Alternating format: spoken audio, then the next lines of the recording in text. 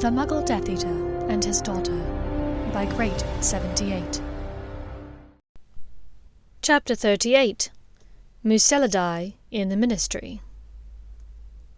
"No idea what Weasley wants, then?" Draco drawled, settling back on one of the stiff red and gold brocade Queen Anne chairs in McGonagall's office. Houdini immediately jumped into his lap, curling up and settling into a ball shape. They had arranged with Professor McGonagall to ostensibly be given detention that evening, starting at 8 o'clock. She had let them into the office, then departed for her living quarters. "No, I just wish she would have given us a time to be here. Are we just expected to wait around here all night?" It was nearly 10 o'clock, and all of their homework was finished. Plus, Draco had already beaten her at wizarding chess twice. "I wouldn't have thought you of all witches would have objected to spending a night with me alone." Draco smirked. She rolled her eyes. "Draco, if you aren't willing to deflower yourself and damage your future betrothal contract in your dormitory or the Room of Requirement, or any number of other private places, I have to assume the Transfiguration Professor's office is safe from your hedonistic and unfettered debauchery." Draco bit his lip with a grin. "You know it gets me all hot and bothered when you use big words, Hermione." Moving the little ferret off of him, and leaving the discomfort of the armchair, he moved to her where she sat in front of the fire, and settled himself cross-legged next to her. She mirrored his position, facing him. She smiled lazily back at him. "The question is never whether or not you get all hot and bothered. It's just a question of what you choose to do, or not do, after." His eyes stared into hers. Silver meeting copper. "Does it bother you that I want to wait until I'm betrothed?" "No, sweet. I do understand it. But I have to admit, sometimes it is hard to stop myself," she said with a wicked glint in her eye. "It's hard to stop myself every time," he whispered, reaching up to card his fingers through her hair. "You're so beautiful, it's hard to resist." She closed her eyes and moaned just slightly at his warm and tender touch, her head dropping back as a flurry of excitement trilled through her body, exposing her throat to him. She had changed from her Hogwarts uniform into a tight pink wide-neck sweater and jeans, and the sight of her had been driving him slightly mad since they'd arrived. Then she arched her back in a languid stretch, pushing her body upwards as she did so. The dam within him broke. He surged towards her, coming up on his knees and leaning over her, one hand braced on the floor behind her. Their lips crashed together. He groaned as he tasted the sweetness of cherry sugar quill on her tongue. Her arms encircled him, and they fell back to the rug behind her, both of them panting and kissing desperately, heedless of their surroundings. The feel of her beneath him, soft and supple, warm and eager, made him hard almost immediately. Her legs fell apart and encircled him, keeping him close as they began to move against each other. His senses were drowning in her, the smell of her hair, the sounds she was making, and the taste of her neck, not to mention the feel of her rubbing herself against him. "Oi! What the fuck?" Ron Weasley's grating voice interrupted them. "Oh shit," Draco muttered, having forgotten where they were and who they were waiting on for a moment. Rolling off of Hermione quickly to lie behind her, he turned his body away from the fireplace grate, where the heads of Weasley and Potter floated above the fire greenly. "Enjoying 7th year?" Potter joked, raising an eyebrow at Hermione. She sputtered. Sorry, we just, "Yeah, we were almost here for it, we know," Weasley muttered, rolling his eyes. "Sod off, wanker," Draco grumbled quietly behind Hermione. He needed a few moments to compose himself. Potter butted in. "Never mind all that. We need to talk. Can you come through the flue? My knees already hurt." "Where are you?" Draco asked. He sat up on his haunches next to Hermione, discreetly adjusting the front of his trousers. Potter's hand reached through the flue at him, holding out a small slip of paper. "Read this," he said. "The headquarters of the Order of the Phoenix can be found at 12 Grimmauld Place." Draco looked back up at Potter. "You couldn't have just told me that." Potter rolled his eyes. "Can you just come through?" A short while later, the 5 of them were settled in a small second-floor bedroom within Grimmauld Place, the sleeping white ferret curled up on Hermione's shoulders. They had snuck quietly up the stairs, Harry warning them about the painting of Sirius's mother in the entry. "Anyone else sleeping on this floor?" Draco asked quietly. "No," Ron said. "Dumbledore has a room on the first floor, just above the ground floor sitting room, and Sirius is upstairs in the main family quarters." "Professor Lupin isn't here?" she asked. "He actually moved out quite a while back. Did you realize that he and Tonks got married?" Harry asked. "You're kidding! I had no idea they were even an item," Hermione gasped. "Yes, apparently they've been seeing each other for a while. They just told us a few nights ago at dinner that they are expecting a baby in the spring," Harry replied. "Oh my goodness!" breathed Hermione, as Draco's eyebrows shot up in surprise. "I'm to have another cousin?" he asked with a touch of awe in his voice. Having grown up alone with only a few distant relations in France, aside from his mother and father, the fact that he had 2 cousins now was already a lot. Gaining a 3rd cousin, a baby no less, seemed outlandish. "Right. I forget sometimes that you're related to the Blacks," Ron said, settling back on one of the 2 beds in the room. Harry sat at the foot of Ron's bed, leaving their guests to settle on the other one. It was clear to Hermione that the 2 young wizards bunked in this room together, judging from the amount of clothing and objects strewn about haphazardly. There was a faint smell of sweaty socks that lingered in the room. She performed a quick, air-freshening charm that helped, only slightly. "So, what did you want to talk about that couldn't be communicated by owl?" Hermione asked urgently. It was nearly 11, and they would need to sneak back into Hogwarts and the Slytherin dormitory when they were done here. "Well, there's rather a lot to talk about. I guess I need to start near the beginning." For the next hour, Harry wove a tale that sounded like complete madness. She had known that Voldemort was insane. To hear the level of depravity he had reached in his bid for immortality was a new level of lunacy. "And he's hidden these things, these Horcruxes. Where? What are they? And if the locket was fake, where's the real one?"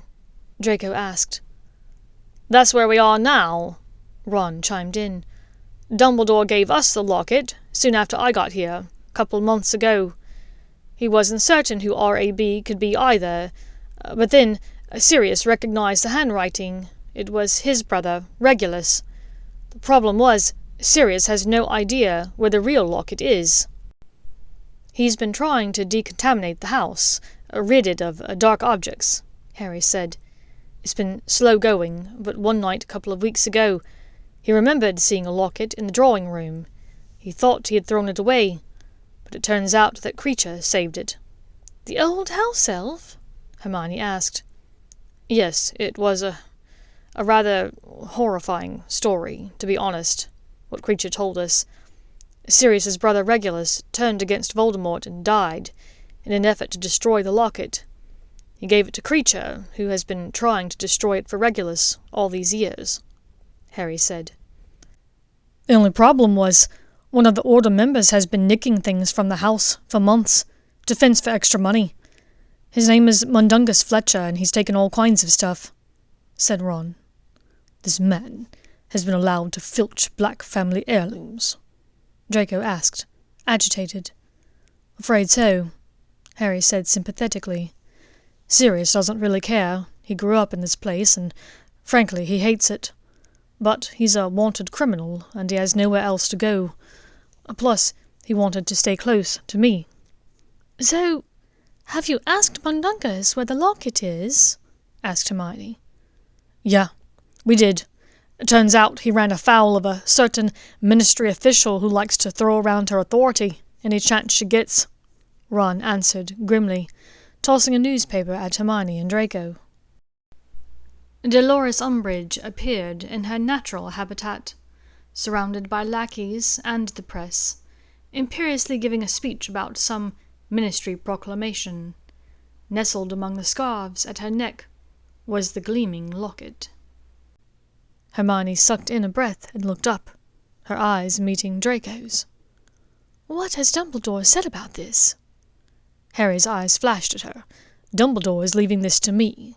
This is my fight, now." "Harry," Hermione said cajolingly, "he didn't mean to hurt you by not telling you everything last year, you know. He thought he was doing what was best. We all did." This plan was ludicrous, Draco thought the following Monday as he dressed hurriedly in smart business robes. It was early, 6 o'clock in the morning, and they were supposed to sneak into McGonagall's office in about 15 minutes. He took one last look around the room, ensuring that the 3 other Slytherins were still asleep. Then he soundlessly crept into the corridor. "What took you so long?" In the semi-darkness, he could make out her gleaming copper eyes and the pink ones of Houdini. "I had to be very quiet. Theo wakes up at the sound of a mouse pissing on a flannel. I couldn't very well rush," he groused. The castle corridors were empty due to the early hour, and they crept stealthily to the Transfiguration Professor's office, letting themselves in with a non-verbal Alohomora. 12 Grimmauld Place," Hermione called out as Draco threw in the flue powder. They stepped through the green whoosh of flames and out into the sitting room of the Black House. Dumbledore sat drinking hot chocolate on a small settee. He looked up in surprise as the 2 of them stepped onto the hearth, both of them dressed in business robes. "Is that you, Hermione?" a voice called from the far end of the room, where Harry was entering from the small parlour next to the sitting room.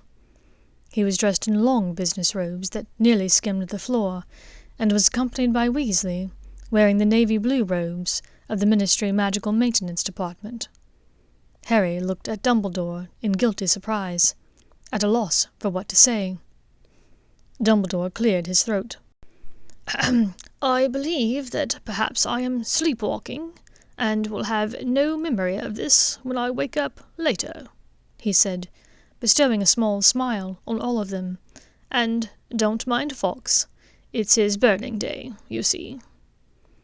Without another word, Dumbledore gathered his cup of hot chocolate, clamped a piece of toast smeared with raspberry jam in his mouth, and disapparated. Fawkes, as if on cue, burst into flames. Harry gave the bird a moment, then shot an Aguamenti spell at the singed rug below the bird's perch. Harry turned back to them. "All right. Are you both ready?" "No, Potter. I don't think I'll ever be ready for this," Draco grumbled. "Is there no one else I can be?" "Umbridge probably put it together that you stunned her last year," Harry reminded him. "Besides, you're supposed to be at Hogwarts. It would be odd if you just waltzed into Dolores Umbridge's office and demanded a locket." "Fine. Just nobody look at me. I'll be hideous," he said pettily. "Shut up, Git," Weasley said. He'd gone a bit red in the face, and Draco smirked, knowing his insult had hit home. "Right, so Ron has already waylaid Percy. The Confundus charm should have him wandering around London on a walking tour with some American tourists until at least lunchtime," Harry supplied, removing the vial of polyjuice from his pocket. He turned to Ron. "Do you have the hairbrush?" Ron produced the brush, and within moments an owlish Percy Weasley stared at Ron, Harry, and Hermione. With hardly a word, the 4 of them trooped to the front door, disapparating into the hidden alleyway near the public entrance to the Ministry. Almost immediately, the wheels seemed to be falling off of this operation. Weasley, disguised as a maintenance wizard, was sent by Yaxley to fix something in an office.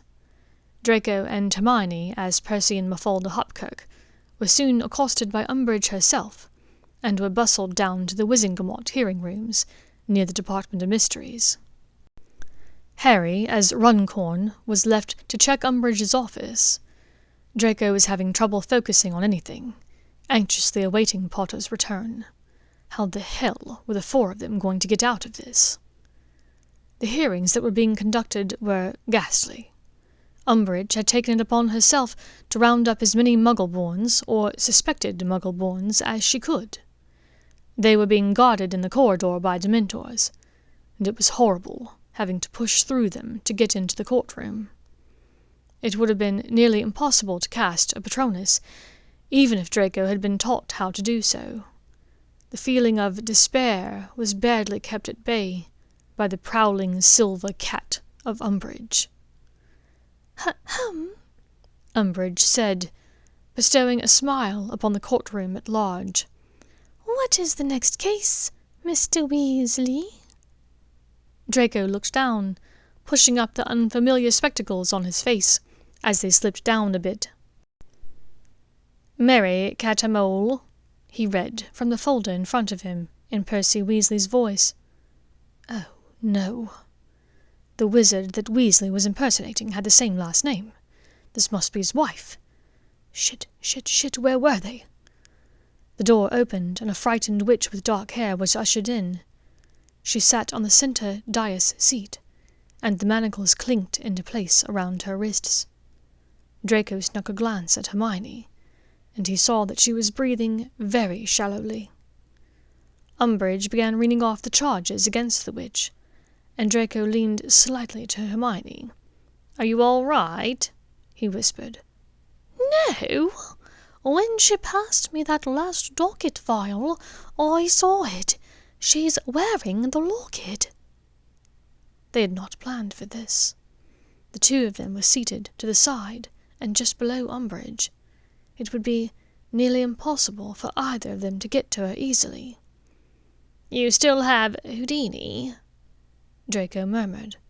Hermione's, Mafalda's eyes lit up. "Yes." She curled her body and lowered her head, reaching into her pocket surreptitiously. Draco busied himself with shuffling papers about, to distract from the fact that she was now practically ducked under the table to whisper instructions to the little ferret. From the back of the courtroom, the door burst open. The huge figure of Runcorn was pushing the slight Reg Catamole through the door. "Ah, Albert, so glad you found him." "Reg!" the manacled witch cried, straining against the cuffs to reach for her husband. Weasley looked nervous in his navy blue maintenance robes. From the corner of his eye, Draco was able to make out a familiar white flash of fur, one he had seen peeking out from under his bed, or in his trunk, for years. All eyes except his and Hermione's were focused on the spectacle in the center of the room. Mary Catamole was wailing, and Weasley was doing his level worst to comfort her loudly. Runcorn was blustering in the center of the room, using flaming language like "dastardly Muggle-borns" and "the Ministry will not stand for this insubordination." Draco stood, as if to quiet the Catamoles. Now higher up, he was able to see the tiny, nimble fingers of Houdini, working his magic at the locket's clasp behind Umbridge's squat neck. "Perhaps we should recess," Hermione called loudly to the room. "That won't be necessary," Umbridge cried, annoyed at the interruptions. The tiny ferret had almost gotten the locket off of her. It was sliding, carefully and slowly, up over the bulky scarves that the witch wore. Then there was a tiny blur of gold and white, and Houdini had leaped into Hermione's waiting arms. Umbridge's pudgy fingers went to her neck, apparently missing the weight of the locket. At the same time, her eyes fell upon Hermione, clutching ferret and locket. "Seize them!" Umbridge yelled at Draco, disguised as the loyal Percy Weasley. Hermione jumped from her seat, vaulting over the railing at Runcorn and the Catamoles. Weasley tapped with his wand at the manacles holding Mary, and Draco lunged to join them. At the same time, behind him, Umbridge was doing the same. She and her smarmy Patronus cat pounced upon the witch, grasping for the locket in Hermione's grasp. Around the room, wands were drawn, but no one was certain who to hex. "That's mine!" Umbridge screamed, and her silver cat Patronus hissed next to her. She grabbed at the locket's chain, and Houdini's tiny grasp was no match for hers. Weasley was getting nervous, and started for the door, pushing Mary Cattermole in front of him. "Let's go!" he called to the others. "Get the thing and let's go!" Potter, as Runcorn began firing off curses at the Ministry witches and wizards seated around the room, drawing their confused fire. Hermione, as Mafalda, helped Harry, pushing Houdini into her pocket as she did so. Draco drew his wand and turned on Umbridge, whose wild eyes watched as two of her supposed allies fired on Ministry officials. Everyone ignored Percy Weasley, assuming that he was on their side. "Petrificus Totalis," he said quietly, freezing Umbridge where she stood. The toadish woman tipped over, crashing to the ground, and Draco hurried to her side. Next to the woman, the angry silver Patronus cat hissed and clawed at him uselessly. Having been a member of Umbridge's inquisitorial squad for an entire year, constantly at her beck and call, Draco was quite familiar with this cat. It had roused him from his sleep, disturbed him at his studies, interrupted him numerous times in class.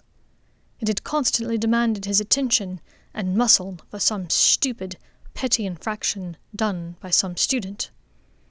Draco tore the locket from Umbridge's frozen grasp, leaning over her to smile wickedly down into her toad-like face. "Tell your cat," I said. "Psst, psst, psst, psst, psst, psst," he told her, in Percy's smarmy voice, tucking the locket into his pocket. With that, he pushed through the confused Ministry officials. "Stay here! I'll go after them!" he called, in Percy's best authoritative tone, to the thoroughly confused crowd. Several dropped back, none eager to fight against Runcorn. Draco hurried after the others, finding them rounding up the Muggleborns in the corridor outside. As a large group, they filled 2 lifts, spilling out onto the Ministry atrium on the ground floor. The 4 of them hurried the Muggleborns to the nearest flues.